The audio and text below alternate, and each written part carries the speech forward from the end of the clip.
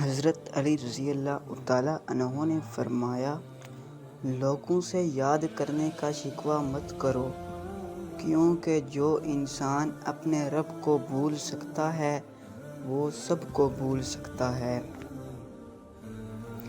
زیادہ مذاق کرنے سے آدمی کی عزت چلی جاتی ہے اور لوگوں سے دشمنی پیدا ہو جاتی ہے۔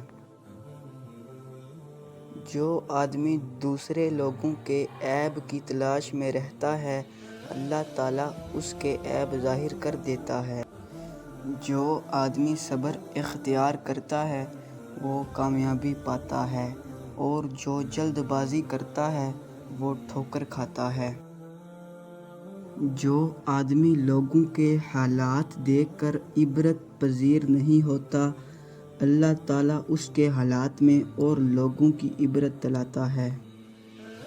جو آدمی اللہ تعالیٰ کی بارگاہ میں عزت پا لیتا ہے، اسے کوئی غالب سے غالب بھی ذلیل و رسوا نہیں کر سکتا۔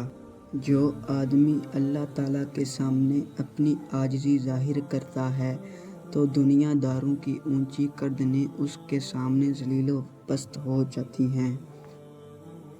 کوئی تمہارا دل دکھائے تو ناراض مت ہونا، کیونکہ قدر کا قانون ہے، جس درخت کا پھل زیادہ میٹھا ہوتا ہے لوگ پتھر بھی اس کو مارتے ہیں۔